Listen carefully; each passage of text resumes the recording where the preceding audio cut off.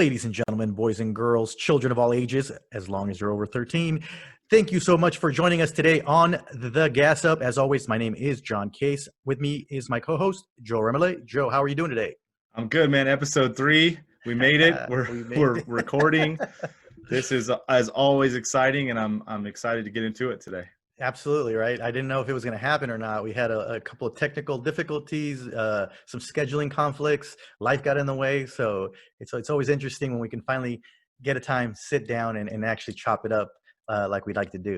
Yeah, and if we do this right, our viewers will be none the wiser, right? Because we'll still have a show, and they can still go on and check us Absolutely. out whenever at their convenience. So it's Correct, good to, exactly. it's good to be in that situation. Whenever you're watching it, whenever that is, we thank you for joining us today. That's awesome. So yeah, shout out to my dad, our latest subscriber on our YouTube page. My dad was texting me reactions to segments from a month ago that we recorded. So I was like, oh, I don't know if I quite remember the context of that text, but appreciate the love. Thanks, Dad. And speaking of which, shout out to all the other subscribers. We actually got into double digits, which is actually very cool. Kind of not knowing where this thing was going and how it was going to develop. Definitely all, I think it was like, 12, 13, 14 of you out there.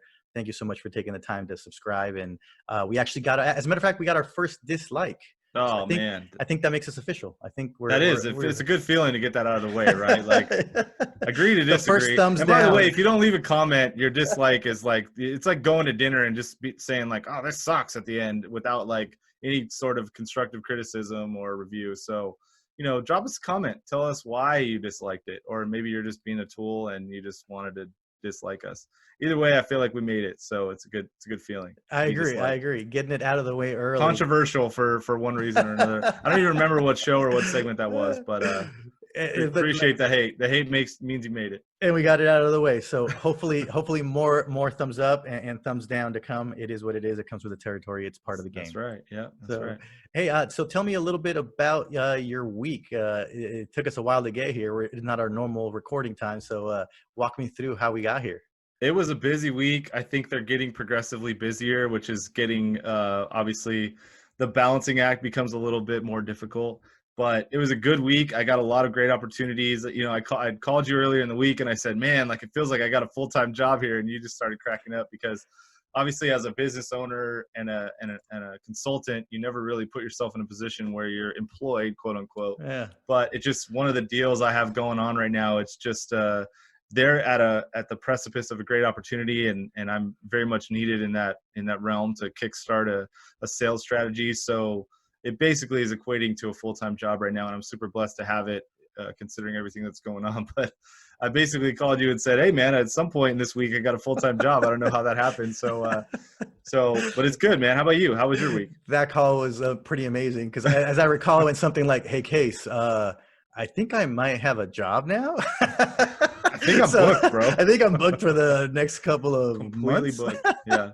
So that was awesome. It's one of those things where you can never pass up a great opportunity, right? Absolutely not. Great company, great opportunity. Love to help them. They were already a client, so it's a no-brainer. We already have a relationship.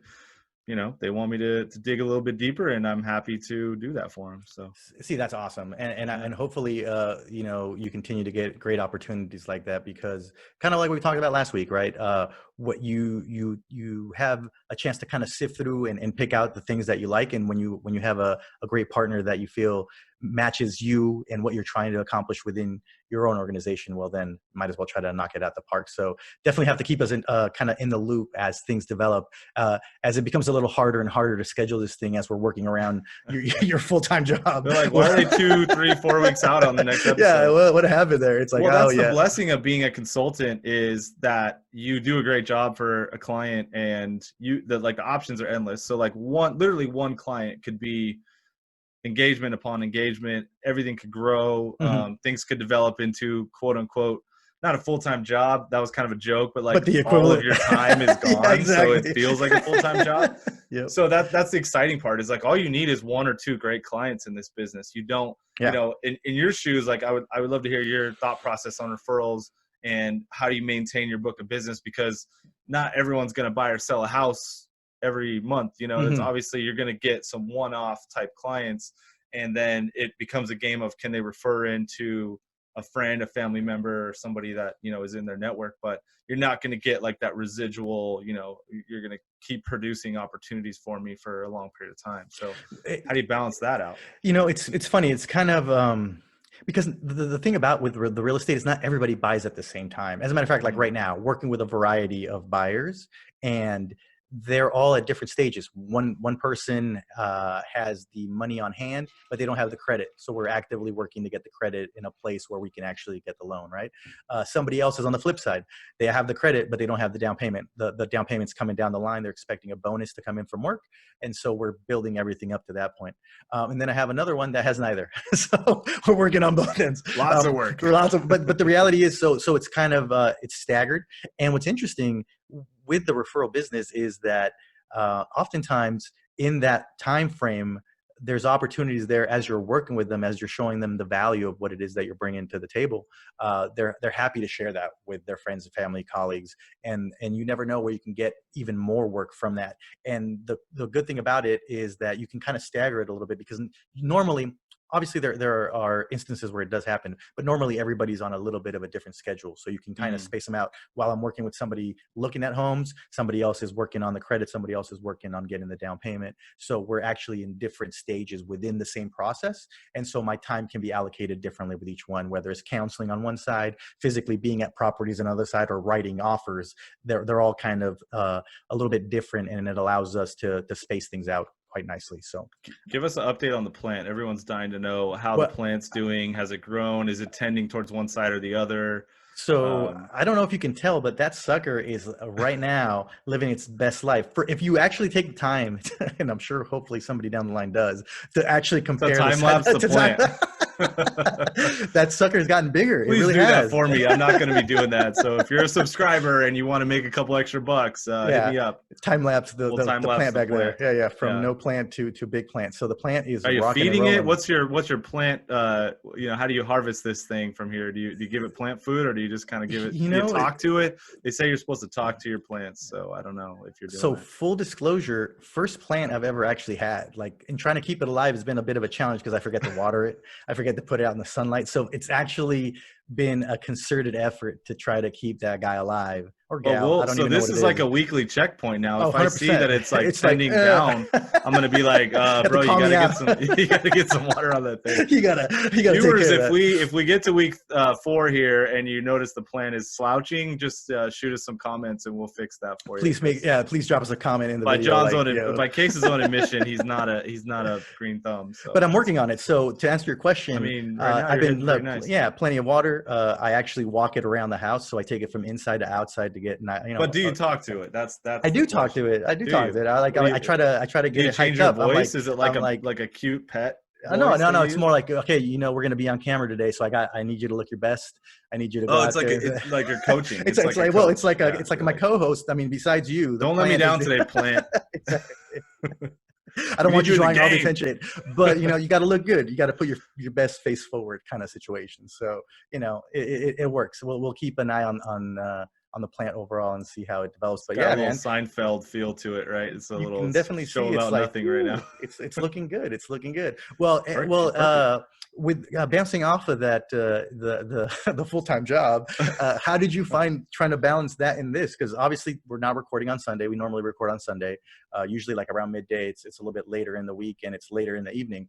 Yeah. How did you find trying to get that? And I was pushing you. I'm like, yo, dude, we got to record. We got to record. We got to get this thing on tape. Yeah. How did you find kind of balancing everything out, working I out? think that's the cool part about our partnership is like we nudge each other back on the line frequently. So we've produced 2 weeks of show. This will be our third show. So we Mhm. haven't lived the full third cycle yet, but at each step of the way, we've kind of nudged each other back, whether it's a time issue or a timing issue, whether Yeah. it's a, hey, we got to get this thing done, whether it's opening the YouTube channel or editing clips or cutting promos. So like Yeah. we're really good at like, okay, I understand that like we're both trying to balance a lot. And at the same time, like we got to keep the ball moving. We got to get content up on the site. We got to keep this thing going. So, I mean, that's where my head's been at. Like, and part of the challenge sometimes is like when you're rendering clips, like, I don't know, for those of you who edit at home, anything, or, try to produce anything from Yeah. editing standpoint, to render a 1 hour show oftentimes, depending on your device, video card, all that takes 3 or 4 times longer than Yeah. the thing you're Mm. trying to produce. So like our full show, to render it took me like 4 hours one morning to do, which I mean, and so that's, that's taking one entire computer, Yeah, not for doing half anything. the day. Yeah. But I mean, it's not necessarily that I can't do anything else with it. It's just, you got to be careful with what you do and what you move. And so that's one of the challenges, is like finding an appropriate time to render, longer clips. And then obviously to edit. I mean, we're not doing a ton of editing, thank God. Remember initially when you came to Well, I wanted to this, have like a whole production, like, well, with originally pauses I and was this and like, nope, we're that. doing audio only. And this is like, we're just, I could edit the hell out of some audio and Yeah. make it sound really clean. And you were like, no, Mhm. but video, it's so much better of a It's medium the for us. future, man. The video's the future. It was the future in the 80s. Now it's just table stakes. Right. But yeah, so I felt like I was pretty adamantly against video for the editing and post production reasons. But but that being said, we're not we're not producing. The post production is not terribly difficult on this Yeah. show. It's just trying to come up with something that's on point and succinct and not terribly boring for anybody. Like we kind of cut it down to the good parts of the show. Right. So, but yeah, I mean, it's a balance, but I think what you do well is you just throw it on my calendar. Like, here it Yeah. is. Yeah. It's on your calendar. Don't put anything there. You got 24 hours to figure this out, or 48 hours or whatever. And that's kind of what I need to reset myself and get myself back on task for the show. Well, it's interesting because since this is kind of our own production, we're kind of moving at our own pace. I've been in other situations, like for example, when we did it's funny today, setting up everything for the shoot, it really reminded me a lot of my KSWT days working at the TV station, of Yeah. like having to set up the cameras, having the pre-production meeting, all of that stuff that, you kind of just got used to doing after a while being in that environment. And then kind of what you and I are doing now, kind of mimicking that. It was interesting, of like setting up the camera, trying to set up the shot, trying to make sure that we kind of look similar in, size and spacing, all that stuff. Mm. Getting the mic set up, getting the proper lighting, which I'm still working on. I'm shiny as hell, but still trying It to keeps get the plant going though, so it's working for the plant. so but all that stuff, really, it does take a little bit of time. Even, I mean, I don't know how long it takes you, but for me, the setup to get to this point is about like a good 30 minutes, 35 minutes. Got to test a bunch of things, like to test the sound. I usually like to record a little bit before we even get on together, and just get a sense of kind of like the voices sounding, kind of how everything's going. Yeah. So it's interesting putting all this stuff together. And then there's like the component of the of all the stuff kind of outside of it, as far as like promo and marketing. So at this point, I've registered the Twitter account. So we have a Twitter account now. We have an Instagram account, created a Facebook page, working on the actual web page at this point as well. So trying to bring everything together, trying to create a community. So actively talking to other folks online and things like that. And all that takes time, right? On top of running our normal businesses, there's this other thing that now that needs attention and needs to be put together, quite frankly, from And scratch. by the way, we're totally self-taught at this. I mean, we didn't There's get a no playbook, manual. right? There's no playbook. We definitely aren't experienced in producing podcasts or shows or running our own YouTube channels. I mean, you have a little bit more marketing experience around your business than I do, because I've only been in business for, the better part of this year, a couple months. So, how much of this stuff did you know beforehand, and how much is just completely you had to teach yourself in the last 3-4 weeks? So the social stuff, I kind of had an idea. Like we've been on social for the real estate company now for some time, but even then, trying to really figure out what resonates with people and growing that audience takes some time. I mean, it's still not where I would like it to be. I would like it to have a much broader, greater audience. But I knew offhand, especially in today's reality, we have to have some social footprint. There's no way we can try to grow this without that at all. And it's also a great, those are great vehicles to deploy the show, right? To allow people to see the clips, to allow people know that we exist, to let them have that window into our world over here. So the social was off the bat real quick, the thing that I knew we had to get going. For our viewers and listeners, tell the story about creating champions. I think you teed that up for me really well when I was starting my social channels for my business.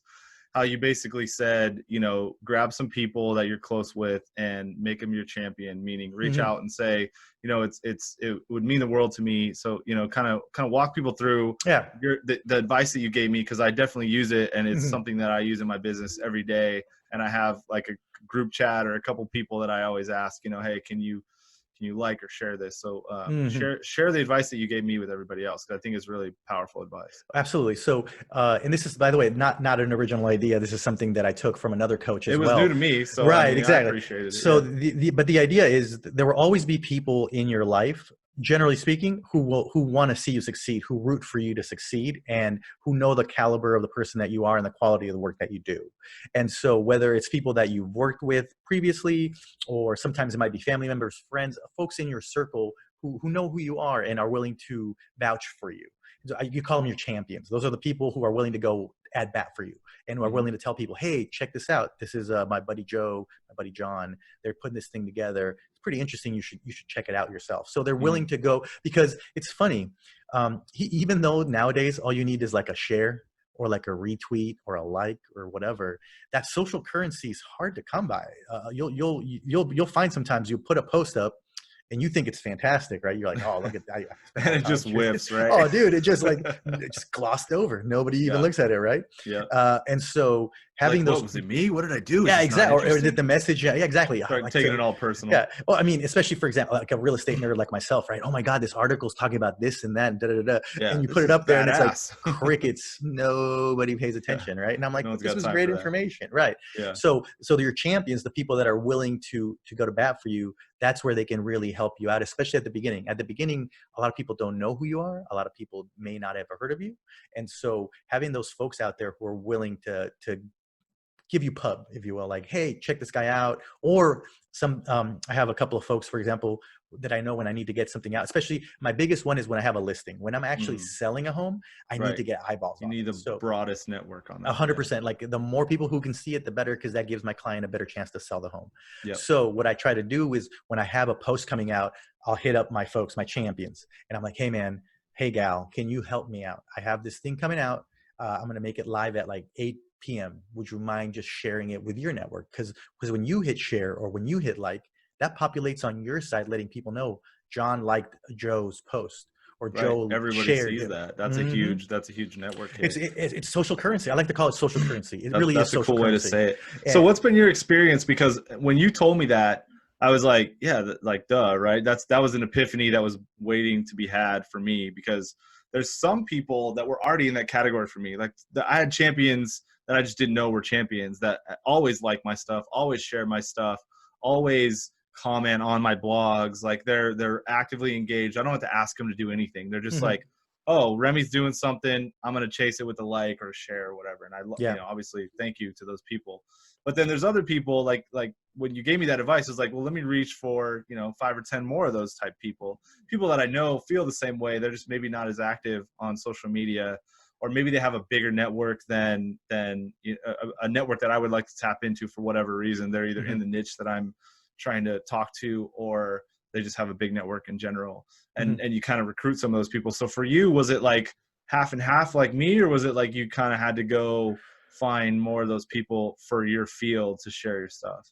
It was kind of a mix of both. At the beginning, Yeah. obviously, family and friends are the ones that carry the heavy load. But Yeah. inevitably, as you begin to venture into your specific space, there's other folks in there that you'll resonate with. So there's people, for example, in the real estate side, it's you can imagine it can be a little challenging to get another realtor for a competing company to retweet you or to share your listing, right? Your Right. information. They're going to Especially be if their like, network's bigger than yours, right? They're like, yeah, no. therefore their social currency has more weight than Well, yours. or at least they perceive it to be that way. Right. So that's where you can kind of get go ancillary, right? So, for example, I have other folks who work in the solar industry. I think we've chatted a little bit Yeah. about that off camera.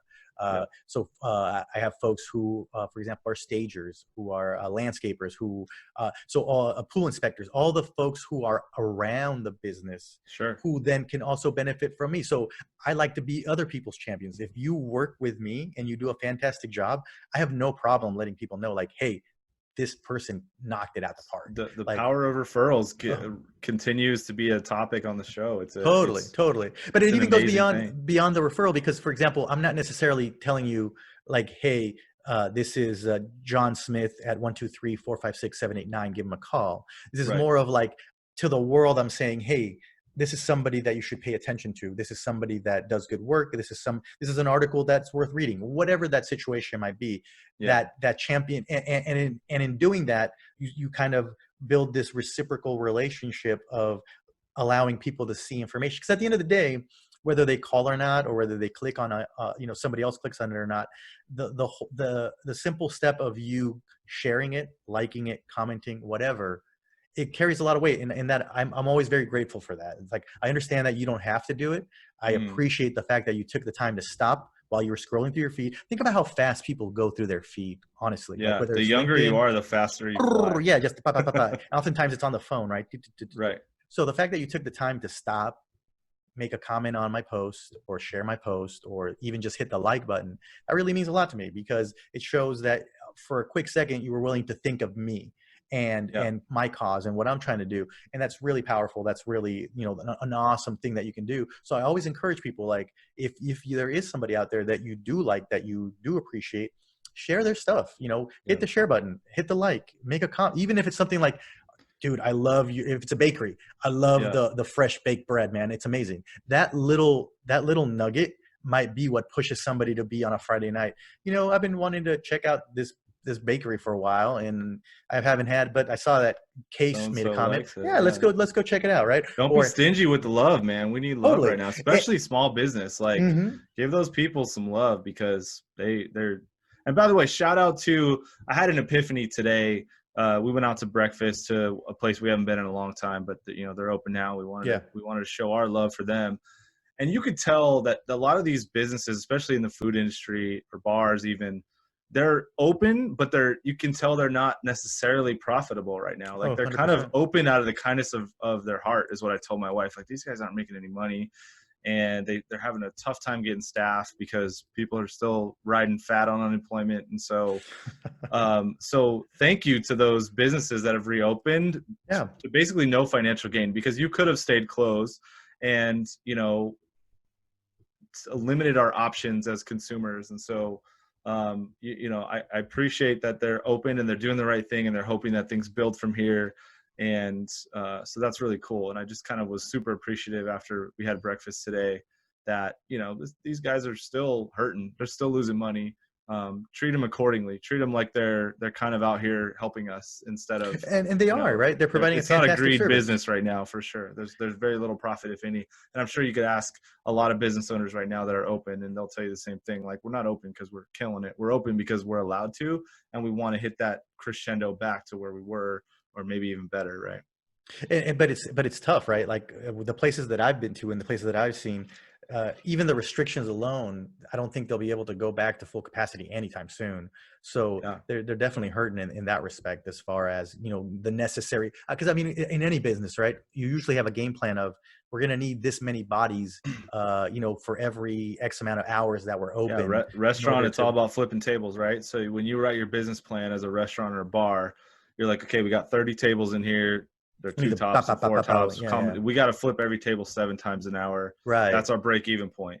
If we do it 9 times an hour, that's all, those two extra ones are all We're making profit. So money. when you're business planning for a kind of a bar, restaurant, one of those high failure rate businesses in America, Yeah. that's how you do it. And then Yeah. you have to generate cash flow eventually that covers that, whatever that margin is. And if you're wrong, it's even worse than how you factored it. But I've seen those business plans, and they're very much just, we have 30 tables and we got to turn them 5 times an hour to break even. Yeah. And if we can do better than 5 times an hour, then we win. And if we can't, we lose. It's that simple. I But want. that's based on the fact that you have 30 tables in the restaurant or the bar.